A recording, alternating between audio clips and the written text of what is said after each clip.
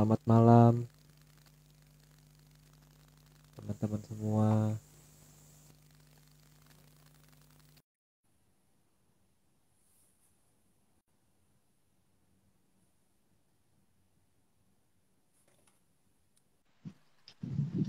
Halo, halo Om. Halo, halo Aryo, maaf nih, aku susah banget masuk ya ini tadi. Atau memang terlambat atau susah masuk ya? Aku Iya tadi, ini berkali-kali nggak bisa. tadi agak terlambat Om. Maaf banget nih. Oh, ya udah. Ya, Tak kirain akunya yang error lagi kayak dulu kan pernah error kayak dulu itu. iya nggak apa-apa Om. Nggak apa. Nih kita sambil nunggu nih Mbak ini ya. Hari ini yang jadi ini Mbak Nani ya, Om. Bener ya? Anjani, Mbak Anjani. Mbak Anjani. Ini panggilannya Nani. Ya. Mbak Anjani gitu. Oke. Sambil nunggu salamannya semua. Nih Om, sambil nunggu nih aku punya pertanyaan penting sebenarnya nih Om. Apaan? Ini gambar poster nih sangat menarik nih Om. Nih aku nggak kaget gitu ya ngelihat ada ini mungkin ada wayang mirip wayang Parikesit gitu, mungkin ada wayang Eyang Gareng, yang Petro. Tapi kenapa itu yang Petronya megang sesuatu ya Om? Itu megang apa itu Om? Kok Itu kayak pete makanannya, Om? makan kesenangannya Aryo itu. Loh kok aku Om? Makanan, iya, makanan kesukaannya Aryo itu. Pete kan yang dibawa.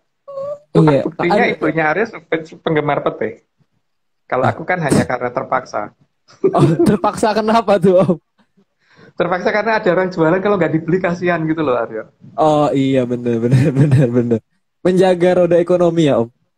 Iya benar menjaga roda ekonomi, membantu pemerintah kan berarti. Iya iya.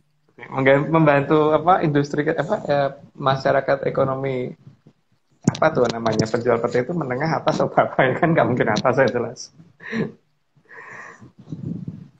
Taruh kita tunggu.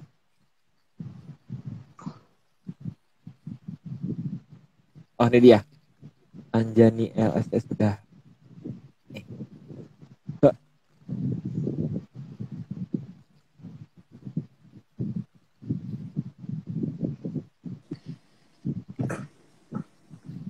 Halo Anjani. Halo, halo Halo, Anjani. halo. Gimana kabarnya? Sehat? Sehat, baik-baik. Baik. Nah, sudah siap nih jadi yang apa narator hari ini? Ya, siap. Iya, mantap. Anu dulu dong Oke. Aryo, Apa tuh? open Oh mic iya, Om. dulu. Oh iya. Ini karena ada paksaan dari Om Agung. Paksaan dari Bopo Agung ini kita mau Bopo. paksaan dari Bopo kita mau ini ya. Ini ada satu akun YouTube menarik namanya Open Mic. Wah, ini hostnya juga keren banget dan narasumbernya juga sangat keren dan dan ini menarik ya guys karena kita upload setiap 3 hari ya Om, ya. Setiap hari Senin, Ya, setiap Rabu. minggu tiga. Setiap minggu tiga, Iya, seminggu 3 video. seminggu 3 video dan itu wah itu sangat ya nggak akan bosen lah dengan pertanyaan-pertanyaannya. Kita baru tadi siang upload apa penyebab badai angin. Nah, bagi yang penasaran enggak sih? Enggak, bagi yang penasaran sih sebenarnya. Bagi yang mau tahu apa yang aneh, silahkan ditonton nih Open Mic dan jangan lupa di subscribe dan di komen Dan di siapa tahu bisa bantuin kita kan jawabnya gimana gitu, karena kita Iya kan nggak benar tahu. karena kita Open Mic di sini aku sebagai apa ya, juru telat mikir dan pakar ketidaktahuan kita di sini bingung kita. Kalau misalnya bisa bantu-bantu bolehlah bantu-bantu. Oke, karena ini juga nih Om udah 88 menyaners yang hadir malam ini kita langsung aja mulai kali ya. Oke, ya. Oke. Oke. Slide pertama silahkan Anjani. Yoni adalah lambang dari perempuan dan tempat Tirta Amerta berasal. Kayaknya nggak perlu dijelasin deh, karena udah kelihatan dari itunya kan. Dan memang dalam sejarah kita kan ada perlambang-perlambang seperti itu. Yuk dilanjut aja. Nah, taruh aku mau nanya Om. Tapi berarti Yoni Ya, itu secara keseluruhan itu yang di bawahnya ini ya. Berarti yang di bawah ini nih, semua ini Yoni berarti itu. Yang ya ini nih pura-pura juga nggak tahu. bentukmu. Bukan itu lah. Waduh. Bukan yang itu. Bukan yang itu, Aryo. Wah, kok pura-pura nggak tahu. Ada Oke, deh. oke. Pertanyaan berikutnya nih. Oke, ayo, slide berikutnya kita slide berikutnya. Yoni menjadi sesuatu yang dianggap paling sakral dan sesuatu yang tidak boleh dipermainkan. Yang namanya sesuatu yang sakral memang tidak boleh dipermainkan, dan itu pasti ada hukumannya ya kalau mempermainkan itu ya. Nah itu apa? Monggo dilihat dulu ya, karena saya tidak berhak untuk menjelaskan lebih detail lagi. Monggo dilanjut Mbak. Wah, ini kayaknya Om Agung under ini ya, banyak penjagaan ini ya malam ini nih. Om. Gak boleh. Oke, lanjut di slide ketiga.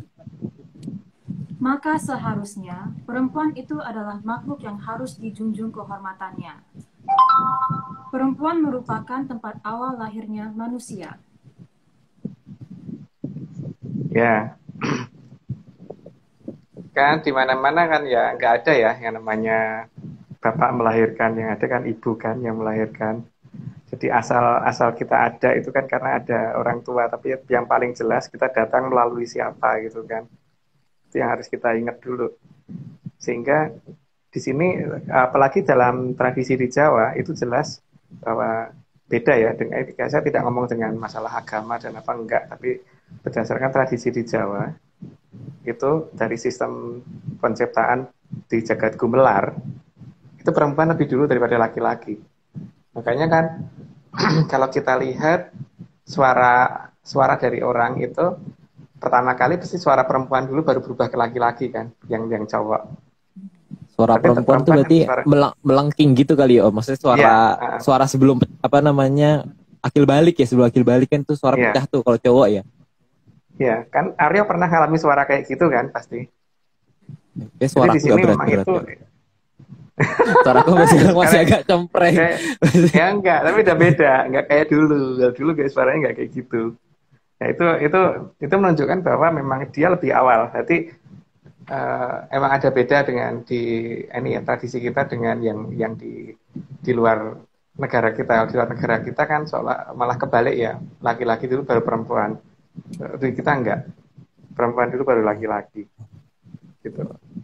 Jadi lanjut.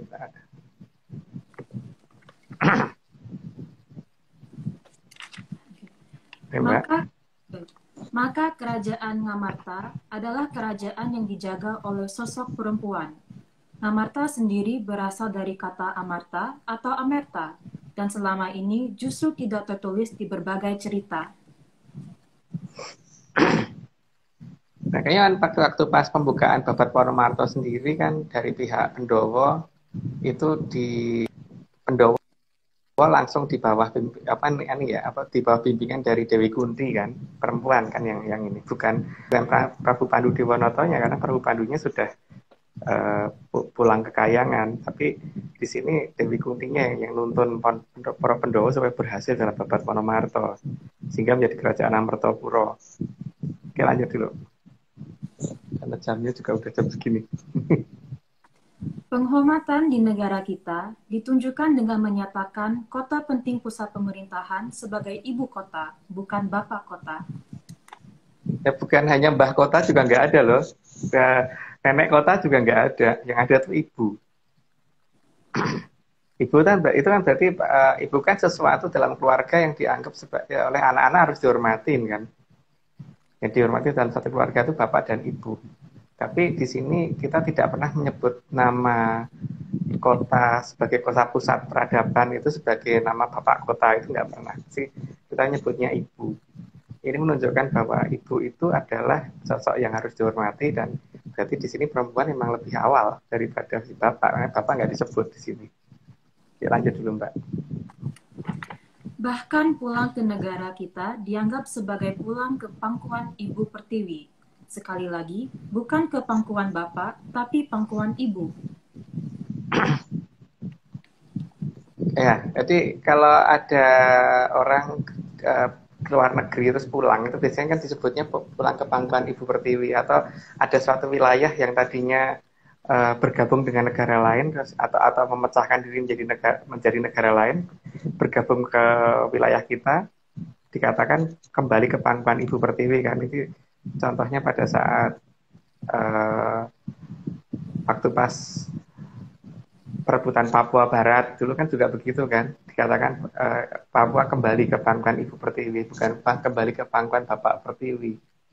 Gitu juga ketika banyak orang Timur-Timur yang pengen kembali ke Indonesia kan juga dikatakannya banyak orang Timur-Timur yang pengen kembali ke pangkuan Ibu Pertiwi, bukan bukan pengen kembali ke pangkuan Bapak Pertiwi. Ya Mbak, lanjut dulu. Bentar, boleh motong bentar Om. Ini aku Ya, lebih penasaran sama patungnya Om.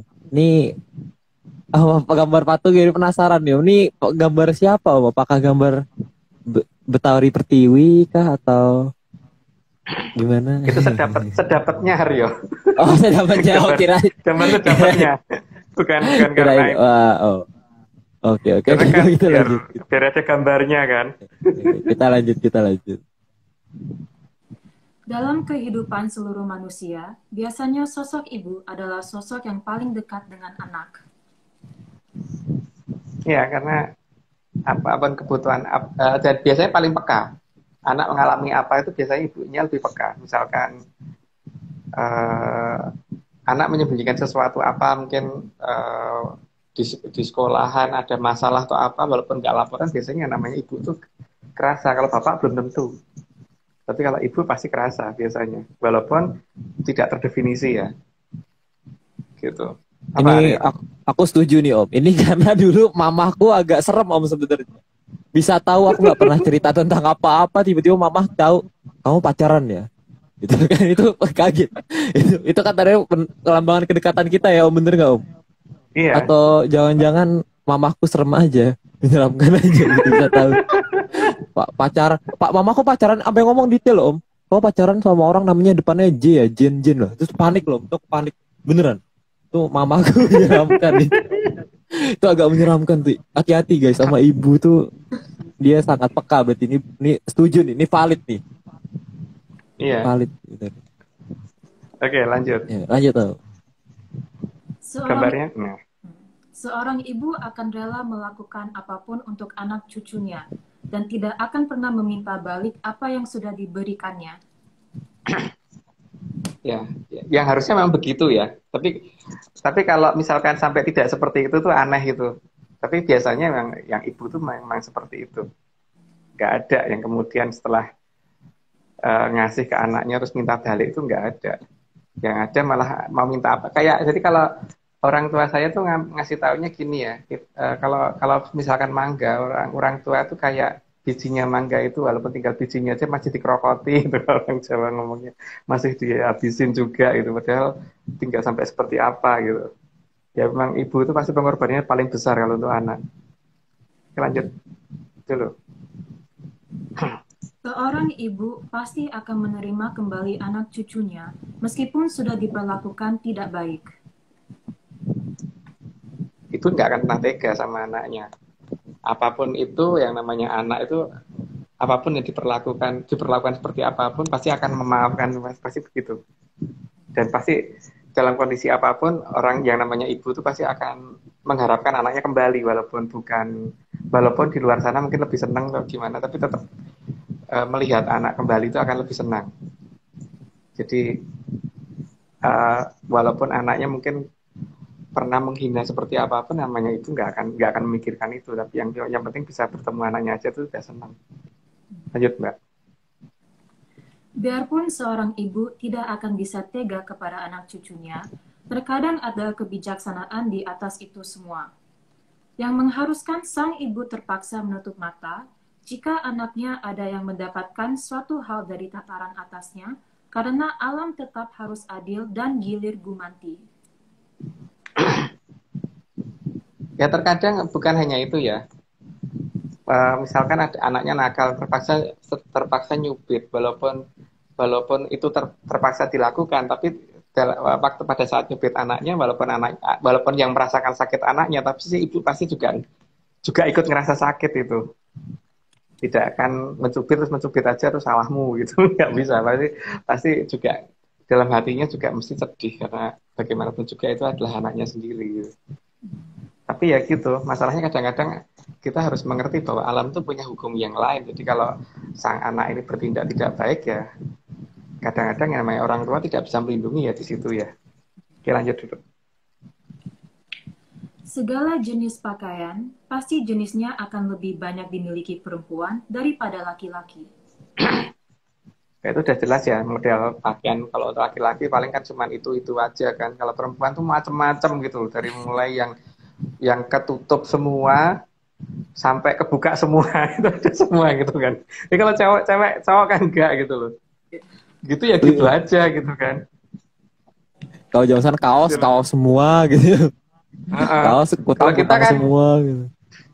Kalau kita kan ini toh satu lemari ya gitu aja gitu modelnya gitu. Kalau cewek kan nggak macam-macam banget gitu. Yang aku tahu mbakku sama adik-adikku dulu gitu. Bentuknya aneh-aneh gitu. Kalau kita kan ya paling kaos, celana pendek, celana panjang, jas, jaket, terus lengan panjang, lengan pendek. Cuman itu tuh Aryo, kalau cowok. Iya, Nggak kalau lebih-lebih cowok. kan. Nih Anjani setuju nggak kalau misalnya perempuan modelnya juga lebih banyak? Iya, setuju banget. Setuju.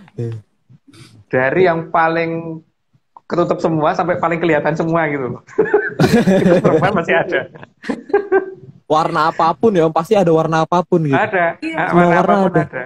Benar, Kalau benar. cowok kan enggak. Kalau cowok mayoritasnya warnanya ya warna-warna tua gitu kan. Iya. Jarang. Ya ada sih yang aneh-aneh itu juga ada. Tapi kalau mayoritasnya kan enggak begitu. Ini lanjut dulu Mbak. Nih, oke lanjut dulu. Belum di. Secara fashion, perempuan akan lebih banyak modelnya. Itu artinya, yang mengajari berpakaian dengan benar, indah, dan menarik adalah sosok perempuan.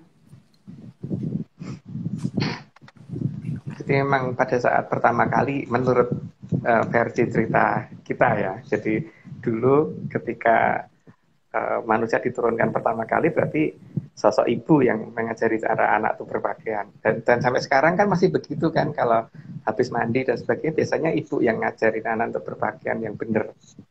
Biasanya loh. Ya walaupun bapak bukan berarti enggak juga, tapi mayoritasnya pasti ibu. Gitu. Oke lanjut Mbak.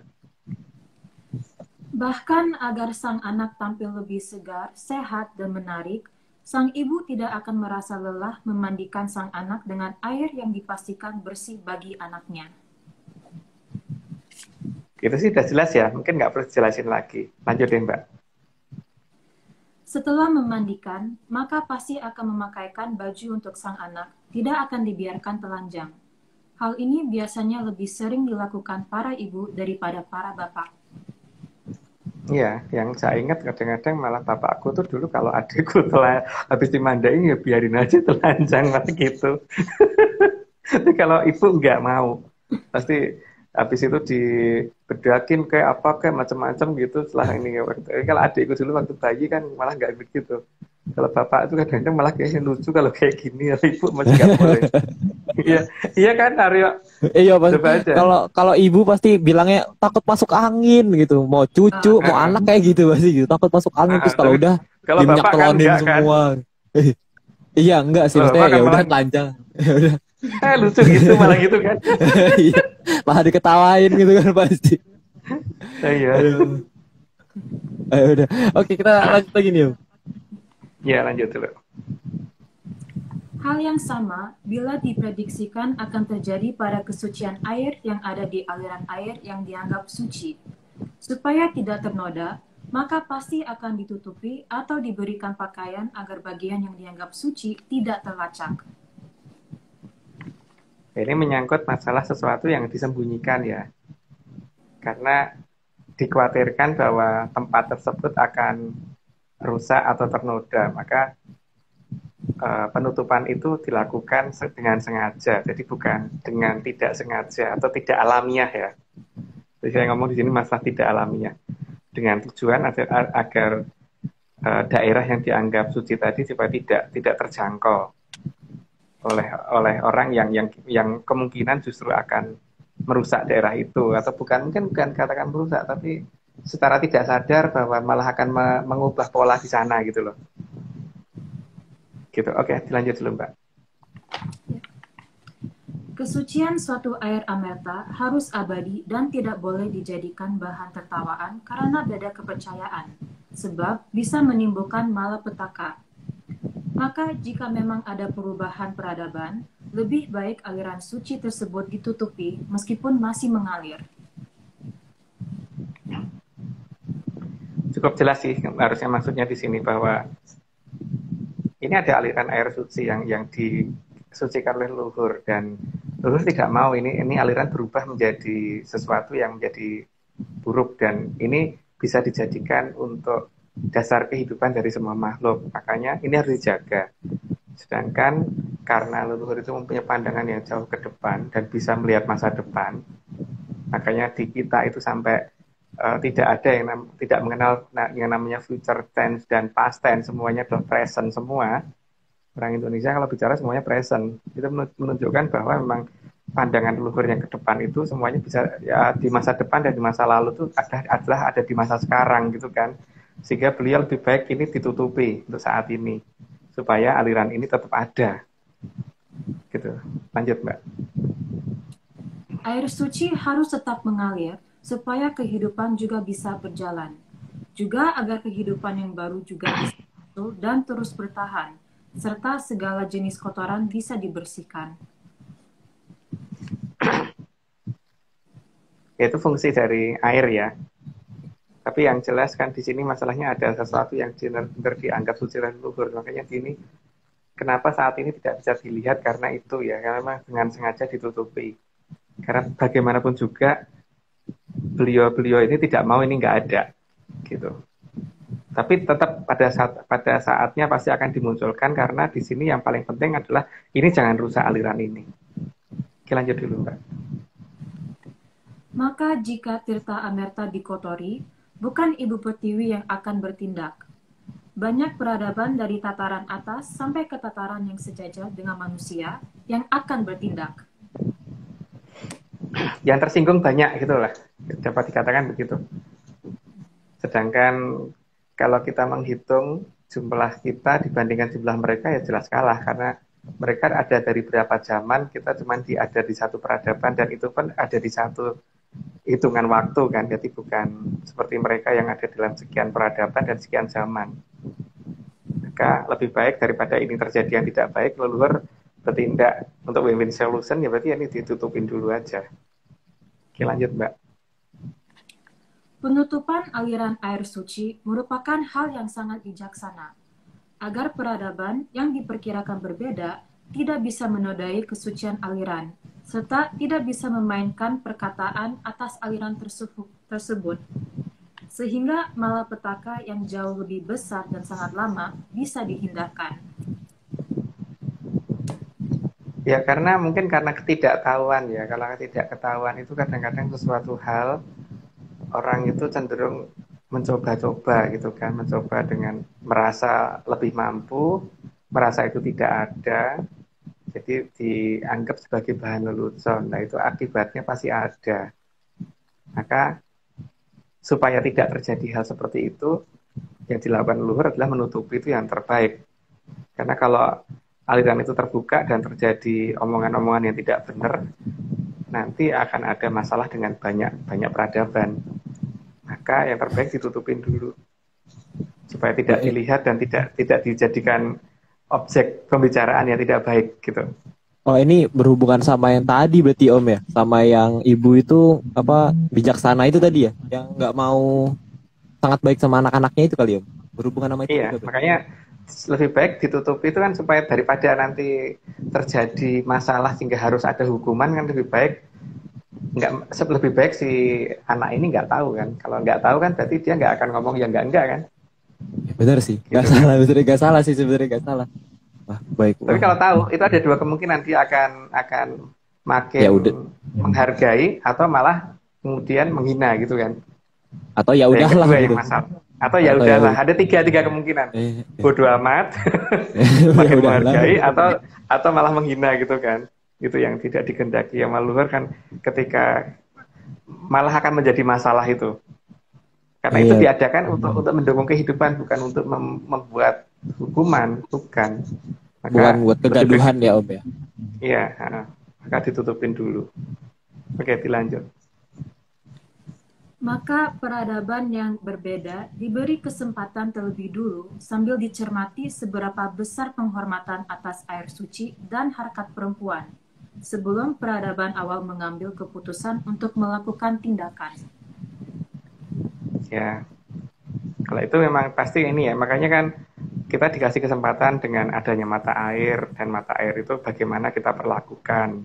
Tapi nanti kalau mereka kan sambil melihat perlakuan kita bagaimana, terus perlakuan terhadap perempuan sebagai bagaimana, sehingga mereka bisa mengambil keputusan apakah apa yang akan mereka lakukan di masa depan gitu. Karena mereka walaupun ada di masa lalu tapi bisa bertindak untuk masa depan. Karena bagi mereka apa-apa present kan. Oke, lanjut dulu Mbak. Oh, Om, berarti ini hal yang unik ya Om. Berarti karena kan di dunia ini kan, maksudnya di sekarang itu lagi ngetren banget woman empowerment. Itu jangan-jangan pertanda juga dari leluhur ya Om ya? Itu woman mungkin empowerment.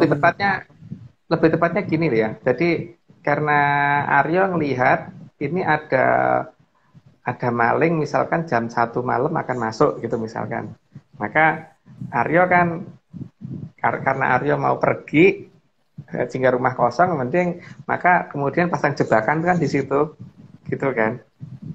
Bukan berarti apa namanya? Berarti kan memang karena sudah memperhitungkan situasi, maka melakukan tindakan di awal-awal sebelum yang akan melakukan hal tidak baik itu tahu, gitu kan? Berarti maksudnya kan kalau sekarang itu kan di dunia kan kayak orang bilang kayak udah mulai kesetaraan gender gitu-gitu kan udah mulai banyak gitu. Berarti itu apakah dari leluhur juga berarti gitu kali ya? Maksudnya salah satu bentuk itu kali gitu atau gimana? Semoga begitu ya. Tapi kan masalahnya tetap aja Pak, kalau kita perhatikan di daerah di luar daerah yang dikendalikan sama Sang Hyang Tejo Mantri sama Sang Hyang Ismoyo ini kan ini ya daerahnya nggak begitu gitu loh. Ya, tapi itu hak mereka kan, karena memang itu hak mereka, bukan kita yang harus mengatur, itu tidak. Semua kan punya pilihan sendiri-sendiri. Tapi yang paling penting kalau di kita itu dulu begitu gitu kan, dulu. Nah, sekarang mau begitu atau enggak ya penting dulu begitu gitu. Wah, menarik. Oke, Karena kita lanjut dulu. Itu gimana? Ya. Karena gini lah ya. Kadang-kadang orang itu nggak ngeh ya. Misalkan seperti orang main sepak bola aja gitu. Dia kan lihat temannya di depan, kemudian bola ditendang ke sana gitu. Ditendangnya itu bukan ditendang ke tempatnya dia persis, tapi ditendang ke kira-kira 5 langkah dia maju ke depan gitu kan. Iya benar setuju. Ya kan, itu kan namanya memprediksi suatu tindakan. Itu kan itu. Tapi ini kan tindakan di jalan jangka waktu yang sangat pendek kan. Kalau luhur kan masalahnya panjangannya jauh ke depan. Jauh ke depan. Beda ya. Jadi di sini bukan memperkirakan sesuatu yang tidak mungkin terjadi, tapi memang beliau tahu itu pasti terjadi. Makanya ya melakukan tindakan sebelum kekacauan terjadi gitu loh. Oke, lanjut. Keren penjelasannya. Dan waktu 500 tahun adalah waktu yang cukup untuk mengamati dan memberi toleransi waktu atas perlakuan terhadap air, sebelum dikenalkan dengan aliran air suci yang disembunyikan. Memang pasti ini ya, apa namanya? Kalau kita mau diberi sepeda motor, itu minimal kan mesti kita dilatih naik sepeda dulu kan. Kalau kita sudah dilatih naik sepeda bisa, baru oke, kasih sepeda motor. Atau gini ya, kalau kita mau apa ya, yang paling jelas itu kan supaya bisa merawat sesuatu dengan baik, berarti dikasih contoh yang lain dulu, yang supaya bisa merawat ini dulu enggak gitu. Sebelum orang bisa merawat taman yang lebih besar, berarti kan coba merawat tanaman 1 pot dulu gitu kan. Kalau 1 pot ini bisa dirawat, berarti nanti sekian pot. Kalau sekian pot dia bisa dirawat, berarti 1 taman. Kalau 1 taman bisa dirawat, berarti 1 wilayah yang lebih besar lagi gitu kan. Jadi meluar kan seperti itu. Tapi kan ketika 1 pot aja sudah dirusak, ya tidak akan dapat yang sekian pot kan. Itu kan harusnya begitu ya. Nggak mungkin juga suruh belajar terus gitu kali ya Om ya. Iya. Tapi kalau memang benar-benar sudah tidak mungkin diberitahu ya, berarti akan ada tindakan. Tapi tindakan itu apa bukan aku yang menentukan gitu. Waduh. Oke, kita lanjut aja dia. Iya, lanjut dulu. Namun bisa kita lihat sendiri bahwa penghormatan atas sumber kehidupan ternyata memang kurang dipenuhi oleh peradaban kita. Ya dilihat dari ininya kan juga sekarang ini justru pencemaran itu banyak ya, pencemaran tuh di air, bukan hanya di air sih, di udara juga, di tanah juga, dan ya terhadap makhluk yang lain dan sebagainya ya. Makanya dan kita merasa pokoknya dunia ini punya kita sendiri gitu, seolah begitu. Jadi kalau ada makhluk yang lain itu dianggap cuma nunut gitu kan. Padahal mungkin mereka lebih lama tinggalnya daripada kita. Makanya kadang-kadang kita mendengar kalau orang itu diusir. Padahal siapa yang duluan tinggal di situ gitu kan. Jadi gimana ya? Karena harmonisasi dengan lingkungan ini sudah sangat jauh. Maka ya itulah yang terjadi.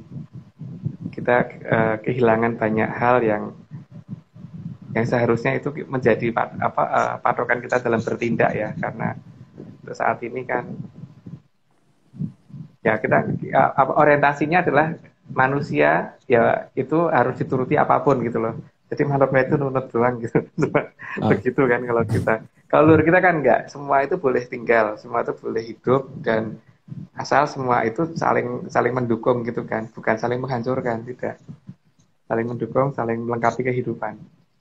Karena semua makhluk diciptakan itu pasti ada fungsinya masing-masing bagi seluruh kehidupan. Kita dilanjut dulu. Bahkan bukan hanya limbah yang ada, tapi juga sumber aliran dijadikan tempat sampah raksasa. Hal ini tentu diperhatikan dan akan menjadi bahan pengambilan keputusan oleh peradaban Atlantis. Itu sudah cukup jelas sih menurut aku ya, jadi tidak perlu dijelaskan lagi. Monggo dilanjut, Mbak. Maka jangan disalahkan jika 500 tahun ini aliran suci dengan sangat sengaja ditutupi oleh peradaban yang menganggap aliran tersebut suci. Ya, penutupan itu kan memang dilakukan dengan sengaja. Tadi sudah saya jelasin kira-kira kenapa dan untuk apa. Karena beliau masih berpikir bahwa kalau ada satu generasi yang dianggap memang tidak memperhatikan itu, tapi kan di generasi di bawahnya beliau sudah lihat lagi bahwa ada yang membutuhkan itu. Jadi kan jangan sampai ini hilang di satu generasi, sementara generasi yang membutuhkan dia justru malah nanti nggak mendapatkan itu gitu kan.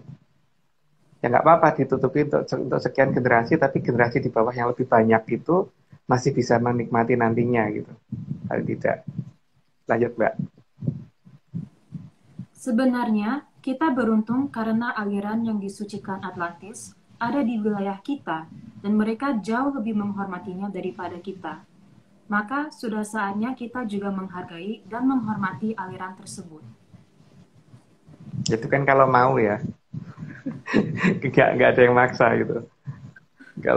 Kalau saya sih ya, tapi kan yang lain terserah ya, itu kan kalau mau gitu.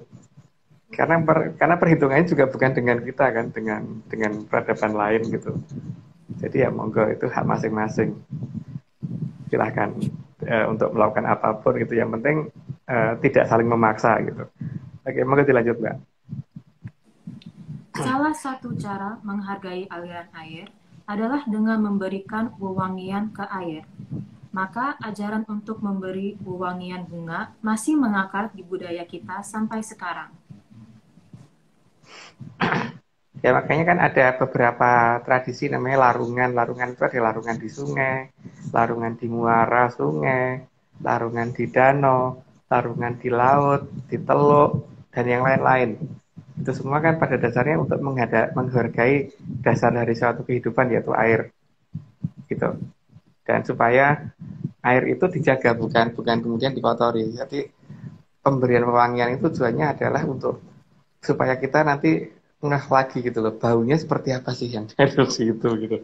Oke, lanjut.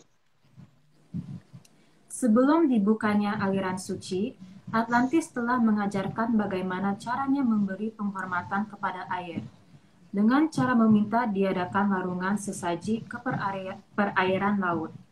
Karena aliran yang akan dibuka merupakan segara tanggung atau kanal yang amat sangat lebar. Untuk membiasakannya, maka dijadikan tradisi larungan. Ya, karena dikatakan emang bentuk aliran suci itu bukan 1-2 meter lebarnya, tapi kilometeran, dan kilometernya pun tidak 1-2 kilo, minimal 8 kilo. Makanya dikatakan Kadyo Segoro Tanggung, atau seperti Segoro itu samudra ya, samudra tanggung. Maka supaya orang nantinya tidak kehilangan tradisi pada saat itu dibuka, berarti kan karena bentuknya adalah seperti segoro tanggung, berarti ada ombaknya dan sebagainya, dan cukup dengan aliran yang cukup besar dan deras, maka tradisi itu kemudian diajarkan di bagian selatan Jawa terutama, dan di selatan Bali dan sebagainya gitu, untuk menghormati keberadaan yang menjaga aliran tersebut gitu. Maka diadakan upacara-upacara, salah satunya larungan sesaji dan sebagainya itu, supaya kita nanti tidak kaget begitu itu harus ketika itu nanti sudah muncul kembali. Lanjut, Mbak. Dengan diadakannya larungan tersebut, maka diharapkan agar peradaban kita tidak mengotori aliran yang dianggap suci bila sudah dibuka nantinya. Karena kalau contohnya kalau orang mau mengadakan upacara, biasanya daerah itu dibersihkan dulu kan, tidak dikotori dulu gitu loh. Itu apa? Di tradisi keraton manapun, kalau mau mengadakan upacara dimanapun, itu pasti wilayah itu akan dibersihkan dulu, tidak dikotori. Demikian juga kalau tradisi itu akan dilakukan di pinggir lautan atau di tengah lautan atau di perairan apapun, itu berarti daerah itu akan dibersihkan dulu. Nah, di sini kan yang dimau leluhur kan yang itu kan, supaya kita tuh terbiasa dengan hal seperti itu dulu gitu loh. Jangan kemudian nanti begitu aliran aslinya dibuka, nanti kemudian kita kayak gagap dengan apa yang harus kita kerjakan gitu kan. Jadi kita diberitahukan melalui tradisi turun-temurun untuk mengadakan sesaji ke Laut Selatan. Karena nanti bentuk ombaknya, jernih airnya dan sebagainya itu hampir mendekati itu gitu kan. Cuman bedanya asin dan air tawar gitu tadi kan. Tapi gede ombaknya, kejernihan airnya dan sebagainya mirip. Wah, berarti nanti di mendekati pembukaan itu akan semakin banyak larungan berarti Om ya, atau semakin banyak tradisi itu akan semakin sering muncul lagi berarti ya? Iya. Atau dan sekarang kan disadari apa tidak orang sudah mulai kembali ke tradisi seperti itu ya. Ya memang ada yang tidak mau, tapi kan itu hak mereka. Tapi kan bagi yang mau ya nggak apa-apa gitu kan. Gitu. Ya, terus kalau masalah sesuai pakem dan tidak sesuai pakem itu dari kayak saya beliau sendiri nanti akhirnya mengajarinnya gimana, maksudnya dalam bentuk apa gitu kan. Tapi yang paling penting kan penghormatan terhadap alirannya itu ya. Jadi lihat aja sebelum mengadakan larungan pasti daerah itu dibersihkan dulu tuh Aryo. Yang dimau kan itunya dulu kan. Oke, soal sesuai pakem atau tidak itu nanti secara bertahap akan dibenahi lagi. Tapi paling tidak kan kemudian kebiasaan untuk membersihkan pantai itu akan dilakukan pasti. Kemauannya dulu orang-orang. Gitu ya, Iya, berarti kemauannya, keinginannya dulu. Oh iya yes, benar. Kita ya. boleh lanjut nih Om ya. Ya lanjut dulu. Meskipun makna dari larungan saat ini malah sudah bergeser jauh karena penerjemahan filsafat, sehingga makna aslinya hilang tentang bagaimana agar Sang Hyang Amertasari mau datang. Ya, kalau orang banyak mungkin ngomong bahwa kalau mau belajar Jawa, belajarlah filsafatnya dulu. Itu kebalik banget kalau sama saya ya, karena kalau saya melihat filsafat itu membuat kita jauh dari makna aslinya sih. Karena ya itu tadi, akhirnya kita hanya berlatih untuk melihat kata-kata indah dan kemudian mengartikan kata-kata itu, dan tapi tidak memahami apa yang ada di lapangan sebenarnya terjadi itu apa gitu kan. Nah, seharusnya kan seperti di gambar ini, bahwa nanti ketika Segoro Tanggung itu dibuka, si Amertasari ini dibuka kembali kan, berarti harusnya kan ujung sana tuh nggak kelihatan gitu. Seharusnya seperti itu kan. Dan ombak itu seperti itu gitu yang mau digambarkan seperti itu. Oke, Oh, dilanjut dulu Mbak. karena saking lebarnya ya Om, jadi ujungnya tuh nggak kelihatan mesti gitu. Iya, lebar Ah, sebelah sana sampai nggak kelihatan. oke oke oke. Wah, gede banget berarti ya. Iya. Silahkan dilanjut. Maka untuk simulasi sebelum air suci dibuka dan siap menerima kehadiran Sang Hyang Batari Amartasari dan Sang Hyang Batari Pertiwi, maka jajaran patih di Atlantis yang menggantikan hadirnya dua batari tersebut dengan hadirnya Sang Mahapatih Dewi Kadita bila upacaranya benar. Ya, makanya memang ini ya, mereka juga menilai itu kan, sehingga kalau upacaranya benar ya didatengin, tapi kalau upacaranya nggak salah ya dicuekin. Nah, dan juga ada beberapa ciri khas kalau diterima itu biasanya kembang yang dilarung dan sebagainya itu akan ke tengah laut dan menghilang. Tapi kalau misalkan ditolak ya akan berceceran berserakan di sepanjang pantai. Itu berarti ditolak. Kalau diterima pasti ke tengah. Atau mungkin bagian ini diterima, bagian yang lain ditolak. Ini kelihatan yang diterima apa, yang ditolak apa kelihatan. Tapi mayoritas sekarang itu perhatiin deh, kalau larungan kembali ke pinggir pantai lagi atau ke tengah. Ke tengah itu bukan karena didorong loh ya, tapi diambil oleh ombak dan kemudian tidak dikembalikan lagi lah, itu baru diterima seperti itu. Oke, lanjut dulu Mbak. Sang Mahapatih Dewi Kadita ini biasanya berpakaian hijau pupus dan sangat cantik, sehingga kadang dianggap sebagai Maharatu Kidul, padahal beliau adalah Sang Mahapatih, karena Sang Maharatu lalu berpakaian keemasan, bukan hijau. Ya, nama ratunya kan Gilang Kencono nih, Mas Gilang Kencono. Gilang itu kan mengkilat, Kencono itu emas. Jadi bukan berpakaian hijau pupus. Tapi Mahapatihnya iya. Dan Mahapatih Dewi Kadita itu putri dari kerajaan yang ada di daerah Jawa Barat.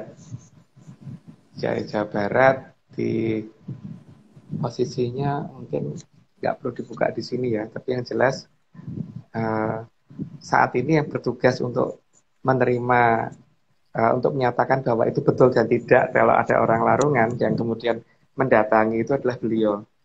Saat ini begitu. Tapi emang ya aneh banget, jangan kaget kalau ketemu beliau itu ya. Karena ya kalau dan bukan berperawakan seperti orang yang dewasa banget itu enggak. Just, gimana ya? Pokoknya kelihatan muda dan cantik tapi tegas gitu loh. Jadi juga enggak ini. Enggak kelihatan seperti ibu itu enggak. Jadi kalau dikatakan ibu mungkin nesu malah, mungkin malah marah. Umur 20 kayak kelihatan kayak orang umur 20-an kuliahan gitu kali ya Om ya. Ketuaan. Ketuaan. 20 ketuaan ya. Wow, okay. Ketuaan Natio. Dia sangat muda kok. Oh ya, berarti ini aku mau notes penting ya berarti ya. Jadi kalau misalnya beliau hadir bentuk apa, maksudnya menggunakan pakaian hijau pupus, itu berarti Dewi Kadita gitu ya, berarti Mahapatih Dewi, Sang Mahapatih Dewi Kadita gitu. Sedangkan kalau berpakaian emas, dia Sang Maharatunya. Iya. Gitu. Oh. Itu versi kita ya. Kalau orang lain kan boleh berkata lain kan. Oh iya betul. Boleh berkata lain. Jadi kalau kita ngomongnya begitu. Oke.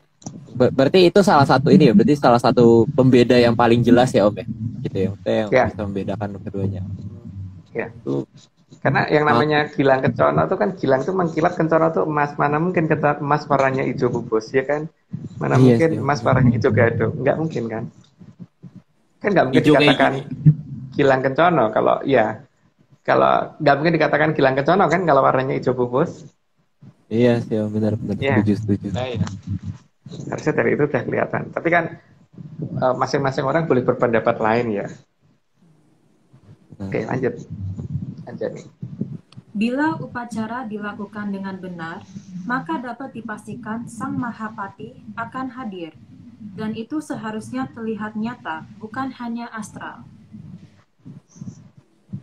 Dan karena mereka masih hidup, jadi mereka bukan hantu gitu loh.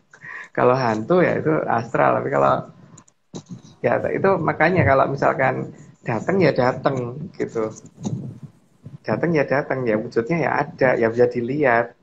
Bukan hanya yang lihat cuma satu dua orang, ya tidak. Harusnya semua yang ikut upacara itu bisa lihat semua, bukan satu dua orang. Harusnya begitu. Karena ya yang kita alami kan begitu toh Aryo. tidak seperti itu kan. Yang makanya kadang-kadang aneh kok orang ngomong astral sih, kita nggak pernah lo ketemu astral gitu, nggak pernah ketemu wujud aslinya gitu. Oke, lanjut dulu Mbak. Jadi bukan hanya efek alam saja yang terlihat, karena kalau hanya efek alam, maka berarti yang datang hanya di tataran prajurit. Nah iya, kalau cuman ombaknya doang seperti apa, terus ini seperti apa, ya berarti ini belum diterima. Yang terima berarti bukan merpati, jadi masih yang di tataran bawah. Itu namanya cuma legani gitu. Tapi kalau seharusnya kan yang datang ya betul-betul yang punya, ya paling tidak orang kedua di kerajaan itu ya, atau minimal Tumenggung, kayak Tumenggung itu menteri ya zaman sekarang. Minimal itu kan, bukan cuman ya gini ya, kalau Arya datang ke rumahku, itu kan bukan cuma suara mobilnya sama asap mobilnya doang yang datang kan. Serem banget dong kalau itu. Iya, bukan cuma anginnya doang gitu kan. Ya Aryonya datang gitu. Kalau Aryonya nggak datang berarti ada yang salah gitu loh. Iya. Iya enggak. Kalian datang cuma suara mobilnya, terus getaran mobilnya sama asap mobilnya, itu berarti kan klaksonnya salah. Berarti ada klaksonnya. Berarti kan Aryo nggak mau datang ke tempatku kan sebenarnya. Ya enggak. Iya, bukan nggak mau, mungkin ya udah gitu, ngirim orang kali ya, ngirim orang gitu. Tapi kan bukan berarti ini ya, kalau diterima itu kan nggak begitu kan. Kalau aku misalkan supaya Aryo mau datang, misalkan Aryo nanti ke tempat itu tak sediain ini gitu. Kalau datang ya datang, tapi kalau enggak kan ya datang. Kalau cuma suara mobilnya, suara ini doang, suara notifikasi HP doang gitu kan. Atau notifikasi HP doang, itu berarti kan bukan mau datang kan. Benar. Jadi harus tegas sekarang menyatakan bahwa itu diterima dan tidak. Itu kalau ketemu diterima, tapi kalau enggak berarti tidak diterima, berarti masih belum benar tradisinya. Gitu kan? Berarti, yang mau kita katakan kan itu kan. Bagi kita loh, tapi kalau bagi orang lain kan boleh beda. Jadi kalau bagi kita loh, kalau dia nggak datang ya berarti ya belum. Kalau cuma harus tunggu beliau datang gitu ya. Sampai datang berkali-kali deh gitu kan. Iya, ya seperti Aryo kalau misalkan nunggu ibunya datang, tapi kalau yang datang cuman notifikasi HP, notifikasi HP doang, atau kiriman atau paketnya doang, bukan ibunya datang, berarti kan ibunya belum mau datang kan, beda kan? Beda ya, walaupun ngasih atau cuma ngirim suaranya, atau kalau cuma ngirim transferan gitu, nah itu kan nggak datang gitu. Iya, beda. Itu kan karena kasihan, bukan karena pengen ketemu kan? Waduh, nggak tahu deh Om. Waduh. Ya gitu. Jadi ini di sini harus ada suatu pembeda tegas bahwa ketika tidak bertemu dalam bentuk yang wujud yang asli, yang benar-benar bisa dilihat oleh semua yang ada mengadakan upacara, berarti upacaranya gagal, gitu kan? Bagi kita, bagi tim Atlantis Series kita, gitu, ya, bagi kita itu berarti gagal. Kita boleh lanjut ya? Ya lanjut. Meskipun sesaji diambil semua oleh ombak, tapi kalau Sang Mahapatih belum muncul, berarti ada yang tidak sempurna di larungan. Ya tadi ya, dari jelasan yang tadi. Ya itu harus datang. Kalau nggak datang ya berarti gagal gitu kan. Walaupun mau ngaku seperti apapun itu berarti gagal. Karena kalau berhasil tuh ya yang nerima pasti datang kok. Ya kalau aku ngomong anu toh, Arya ke rumahku ya, ntar tak siapin ini sate ayam gitu. Oh ya mau Om gitu, datang gitu kan. Datang Aryanya datang, bukan suara knalpotnya aja yang datang. Atau cuma notifikasi Om, aku nggak datang ya Om hari ini gitu. Ke WA. Atau cuma centang dua, centang dua biru gitu. Dirit doang. Waduh. Dirit doang gitu. Ini kan sama aja dengan dirit doang toh itu. Iya, kalau cuma ngirim ombak doang itu. Ya, cuma diri doang, orang yang nggak datang kok. Jadi di sini kan kadang-kadang ada banyak persepsi yang seolah-olah wah kalau gini berarti ombaknya gini sudah diterima, ini sudah diterima. Kalau menurut saya belum Kalau sosok yang bersangkutan tidak datang berarti tidak diterima. Gitu ya. Tapi ya itu pendapat kita. Orang lain boleh berpendapat lain. Dari tim Lanjut dulu. Atlantis, kalau Atlantis ya kalau nggak datang ya harus dilakuin sampai bener ya Om ya kalau kita ya. Iya, berarti ada yang salah gitu. Kita harus diperbaiki. Gitu. Oke, lanjut nih kita ke slide 35. Apalagi bila yang datang arus gelombang yang sangat deras dan membalikan atau mengembalikan sesaji ke pantai. Maka perlu dicari di mana letak kesalahannya, entah karena urutan upacara, bahasa, atau sesaji yang tidak sesuai dengan pakem yang sudah diturunkan. Ditarik ke tengah aja belum tentu diterima ya. Apalagi dikembalikan ke kita gitu. Itu jelas sangat-sangat enggak kan. Karena kan saat ini ya ada beberapa yang menganggap bahwa yang penting sudah dilakukan, yang penting itu kita sudah melakukan upacara. Nah, kalau melakukan itu kan berarti ya harus ada ini kan efek baliknya. Kalau misalkan diterima itu harus seperti apa, kalau tidak seperti apa. Ini harus ada ketegasan seperti itu. Oh ini diterima, ini tidak, itu harus jelas. Jadi nanti supaya ini kan tujuannya kan nanti supaya Amertasari ini kalau dibuka, jadi kita ngerti tradisi ini kita menghadapinya bagaimana gitu kan. Makanya di sana juga begitu, salah yang nggak diterima, nggak didatengin gitu aja.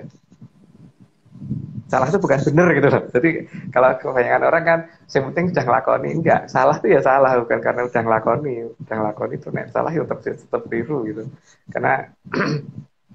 Karena salah itu bukan benar dan benar itu bukan salah gitu kan.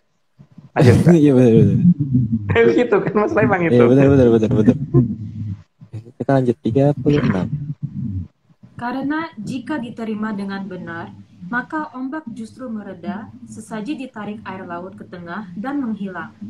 Meskipun saat itu arusnya berlawanan dengan arah sesaji.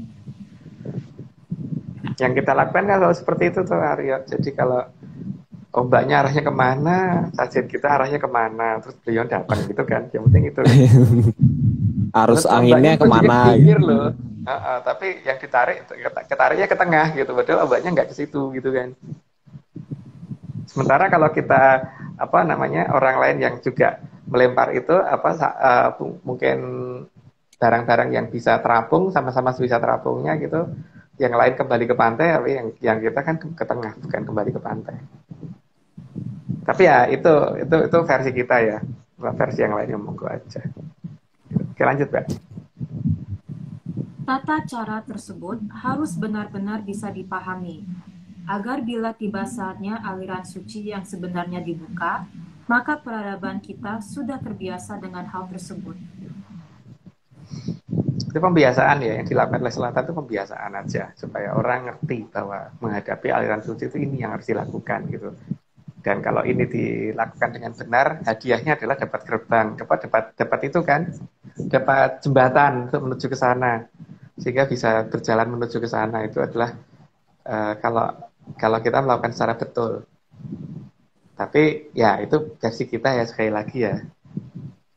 Jadi kalau misalkan cuma dianggap teori dan kemudian ya terjebak oleh filsafat, kemudian jembatan itu nggak pernah muncul, ya itu karena memang beda teorinya sama kita kan, memang beda yang dilakukan lain gitu.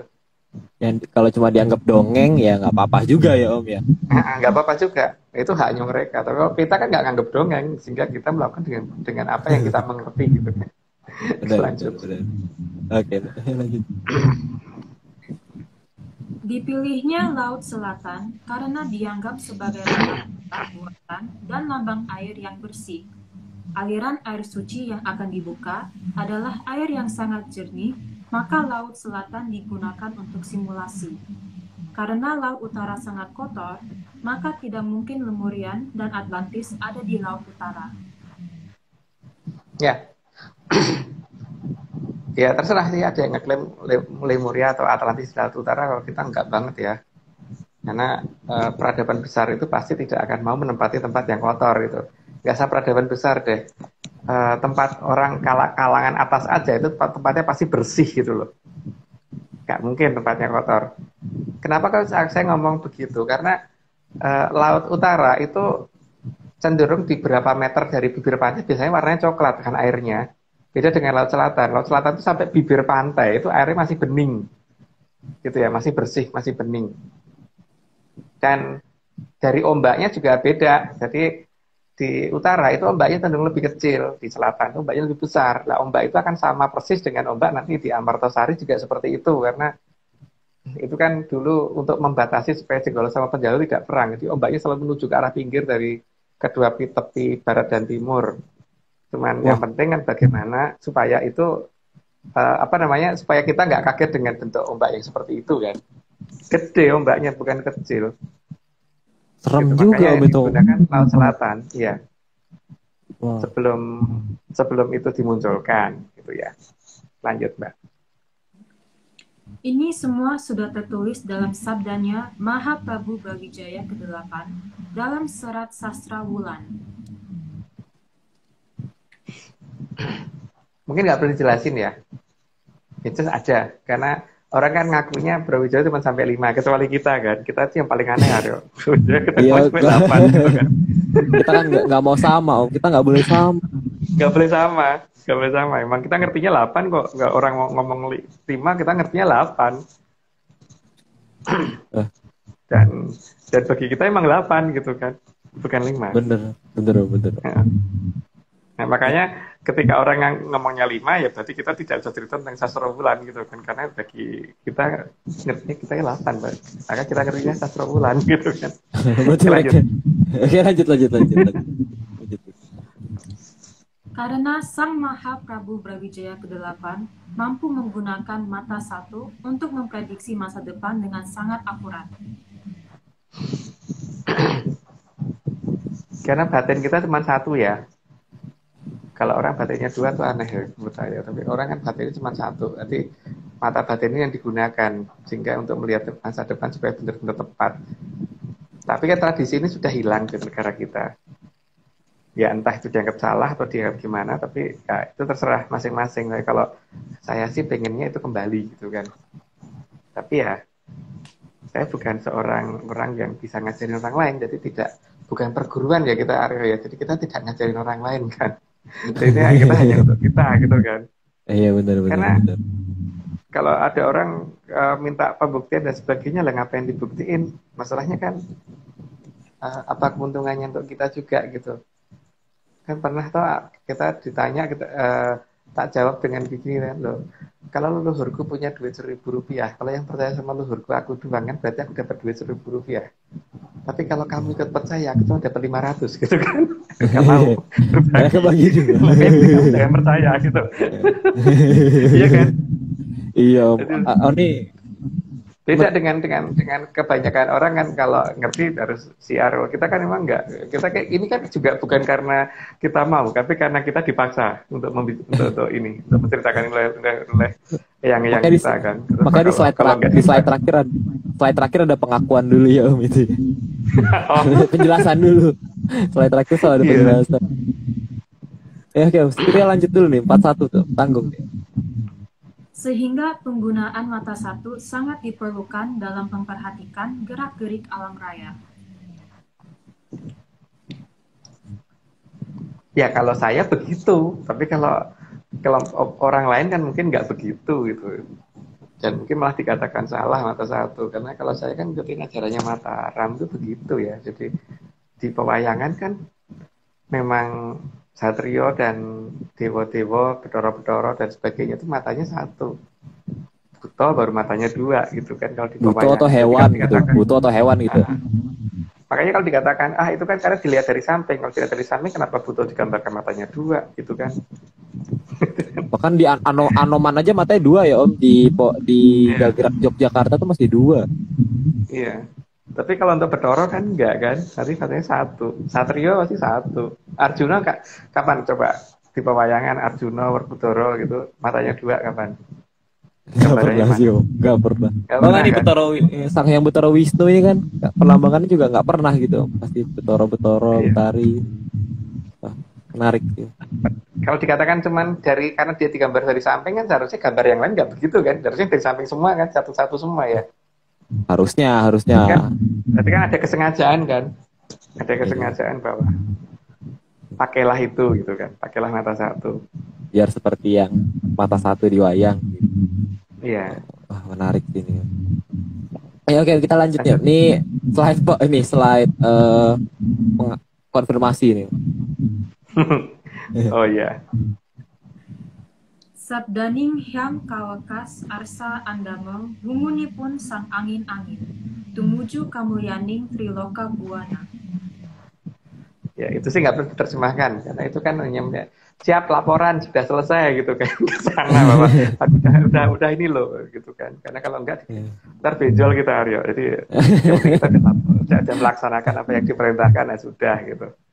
Jadi bukan karena kita pengen ini dipopulerkan, tidak ya, tapi karena kita ada perintah untuk melakukan untuk menjelaskan ini. Makanya kita juga tidak semuanya kita buka sih, memang kita hanya membuka di bagian pinggir sekali gitu ya. Jadi, kita ya, ini laporan, ini pertanggungjawaban ya, jadi bentuk laporan pertanggungjawaban ya. Ya, kode laporan bahwa sudah kita sampaikan gitu. Nanti dari ada proteksi, nanti kalau dikurangi kenapa? Ya biarin kok, nggak dikurangi kan. Nanti bisa sampai pagi gitu kan. Nggak selesai live-nya besok dia begitu. Ini ada slide terakhir ya, ada slide terakhir nih. Nah, ya itu kan dalam ininya leluhur kan memang dikatakan begitu kan, dahulu kan temukan yang tanah Jawa loloran sansaya dangu sansaya andodro. Ya diartikan sendiri aja. Kalau masalah akan jumedule kumambange watu hitam sama kumambange watu hitam sama sileme perahu gabus tuh memang nanti akan terjadi, tapi itu apa yang monggo diperhatikan aja. Kalau lambang tiga kerajaan sudah jelas ya. Lambang tiga kerajaan sudah jelas. Kalau kiri bawah itu peringatan dari kita dari lama ya, bahwa hati-hati dengan daru beksi. Semoga sudah pernah diperhatikan dan hati-hati dengan itu gitu aja. Karena ini nanti yang paling berbahaya itu. Tapi ya dianggap gak berbahaya nggak apa-apa kok. Oke, Arya. Gitu dulu ya kayaknya. Ada. Oh ya Pak Marius mungkin minggu depan sudah mulai bisa aktif mungkin minggu depan. Saat ini karena kesibukan beliau belum bisa jadi host lagi. Jangan kesibukan dong Om. Ya. Bukan kesibukan aja. Kesibukan aja gitu. Oke, kesibukan aja. Kesibukan. Dia bukan sakit ya, tidak sakit, tidak. Emangnya benar-benar lagi nggak bisa jadi host gitu. Tapi minggu depan mungkin sudah bisa lagi gitu. Terus untuk minggu depan masih tentang rentetan tentang cerita ini, tapi mungkin makin lama makin mendalam tentang apa sih aliran Amertasari itu apa, terus kemudian kenapa sih itu nanti harus muncul dan untuk gunanya untuk apa, di mana, buktinya apa, nama wilayahnya apa saja yang menandain itu nanti ada. Sang Puspotajem berarti nggak selesai-selesai nih Om kayaknya nih Om. Panjang sekali kayaknya. Terus kenapa berubah menjadi nama Berantas, terus ada nama di zaman kerajaan apa, dan itu ada apa aja.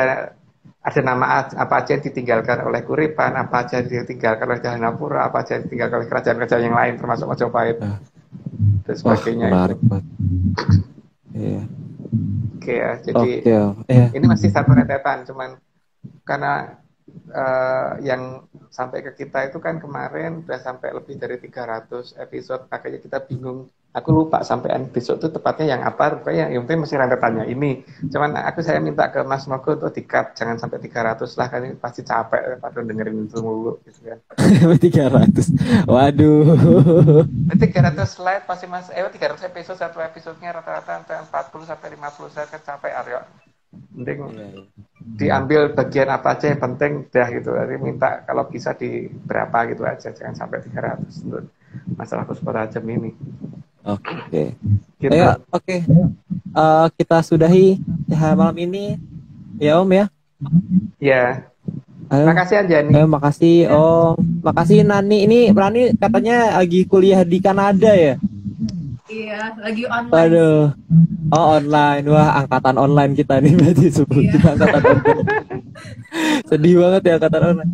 Terus ngambil jurusan apa? Nani Ambil psikologi. Iya. Oh, Menarik ngikutin nih. ibunya ya. Iya. Ngikutin ibunya ya psikologi. Iya. Iya. Wah, Hmm. seru ya Nanti kalau menganalisa. Arif sakit jiwa berarti bisa profesor. Boleh tuh. Boleh. Kan kita Lagi. di open mic bikin bingung orang kan. Berarti kita mungkin kalau bingung nanti butuh psikolog gitu. Butuh psikolog nih, butuh psikolog. Biar jadi juru nggak telat pikir gitu. Aduh. Kacau. Oke, makasih juga nih Mbak Nani, makasih juga ya hari ini udah keren banget jadi narator. Om Agung, Bopo Agung, makasih Bopo. Terus juga Mas Dani Argi nih, karyanya keren banget, petenya bagus banget Mas, foto gambar petenya. Terus juga Om Iwan, terus juga Mas Togo udah bantu balas komen di IG Live. Dan ya terima kasih ya semua penyanyi semua nih. Kita sampai jumpa di Atlantis Code 68 Rabu depan. Oke. Ya. Terima kasih semua. Salam menyan. Salam menyan.